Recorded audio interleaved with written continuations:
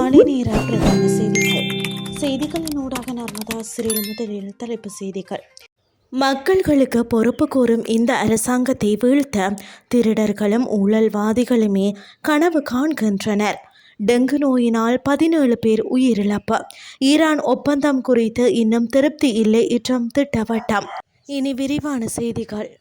மக்களுக்கு பொறுப்பு கூறும் மக்களின் அரசாங்கமான தற்போதைய அரசாங்கத்தை விரட்டியடிப்பதற்கு மக்களுக்கு எவ்வித தேவையும் இல்லை எனவும் அதற்கான திருடர்கள் ஊழல்வாதிகள் மற்றும் போதைப்பொருள் கடத்தல்காரர்களே கனவு காண்கின்றனர் எனவும் ஜனாதிபதி அனுரகுமார திசாநாயக்க தெரிவித்துள்ளார். அவர்கள் செய்த ஊழல் மோசடி குற்றச்சாட்டுகள் நீதிமன்றில் விசாரணைக்கு உட்படுத்தப்படும் போது கலக்கமடைந்து பல்வேறு பொய் பிரச்சாரங்கள் பரப்பி வருகின்றனர் என்றும் எனினும் தற்போதைய அரசாங்கம் மக்களின் நம்பிக்கையை மேலும் வென்று முன்னோக்கி சென்று கொண்டிருப்பதாகவும் ஜனாதிபதி குறிப்பிட்டார். மாத்தறையில் வெள்ளப்பெருக்கினால் 2019 தொடக்கம் 2022 காலப்பகுதியில் விவசாயம் செய்ய முடியாமல் போன விவசாயிகளுக்கு இழப்பீடு வழங்கும் நிகழ்வில் கலந்து கொண்டு உரையாற்றிய போதே ஜனாதிபதி இதனை தெரிவித்தார். அவர் மேலும் தெரிவிக்கையில், நாட்டில் மக்களின் அரசாங்கமும் ஒழுக்கமான வலுவான பொருளாதாரமும் தற்போது கட்டியெழுப்பப்பட்டுள்ளதால் வரலாற்றில் இல்லாத வகையில் பேரிடர் காலங்களில் மக்களுக்கு அதிகூடிய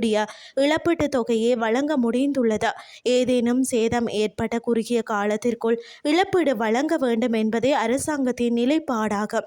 மக்களின் இவ்வாறான உடனடி பிரச்சினைகளுக்கு தீர்வுகளை வழங்கும் அதேவேளை அவர்களின் பொருளாதாரத்தை படிப்படியாக வலுப்படுத்தி தேசிய பொருளாதாரத்துக்கு பங்களிப்பு செய்யும் வேலை திட்டத்தை அரசாங்கம் ஏற்கனவே ஆரம்பித்துள்ளது. சிறு வணிகர்களுக்கு கடன் வழங்குவதற்காக கைத்தொழில் அமைச்சின் கீழ் 90,000 மில்லியன் ரூபாய் ஒதுக்கப்பட்டுள்ளது.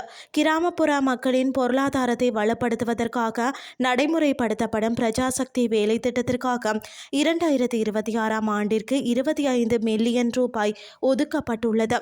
இலங்கை வரலாற்றில் பல தசாப்தங்களுக்கு பின்னர் பல முக்கியமான பொருளாதார காரணிகளில் நாடு தற்போது உயர் முன்னேற்றத்தை அடைந்துள்ளது.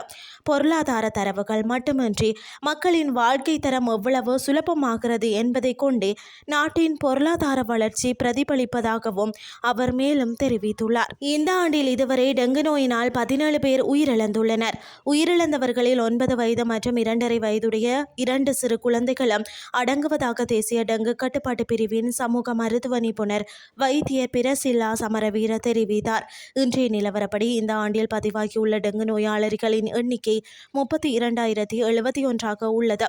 இதற்கிடையில் நிலவி வரும் மழைக்கால வானிலையை கருத்தில் கொண்டு தேசிய டெங்கு கட்டுப்பாட்டு பிரிவு 3 நாட்களுக்கு விசேட டெங்கு ஒழிப்பு திட்டத்தை நடைமுறைப்படுத்த தீர்மானித்துள்ளது.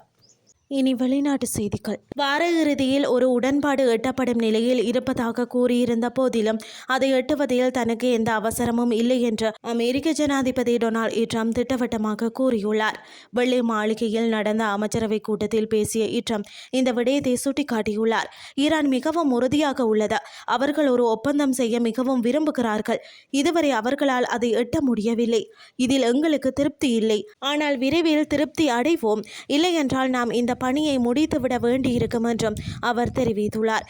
இதன் மூலம் அமெரிக்காவும் இஸ்ரேலும் பிப்ரவரி 28 அன்று தொடங்கி ஏப்ரல் மாதம் இடைநிறுத்திய இராணுவ நடவடிக்கைகளை மீண்டும் தொடங்குவது குறித்த அச்சுறுத்தல்களை அவர் இதன்போது குறிப்பிட்டுள்ளார். அமெரிக்காவுடனான புரிந்துணர்வு ஒப்பந்தத்தின் வரைவு திட்டத்தில் ஈரான் மீதான கடற்படை முற்றுகையை நீக்குவது, கோர்மோஸ் நீரிணையில் போக்குவரத்தை மீட்டெடுப்பது மற்றும் வளைகுடாவில் இருந்து அமெரிக்க படைகளை திரும்ப பெறுவது ஆகியவற்றுக்கான உறுதிமொழிகள் அடங்கியுள்ளதாக ஈரானிய அரசு தொலைக்காட்சி புதன்கிழமை முன்னதாக தெரிவித்தது. எனினும் அந்த அறிக்கை முற்றிலும் புனையப்பட்டது என வெள்ளை மாளிகை கூறியுள்ளமை குறிப்பிடத்தக்கது.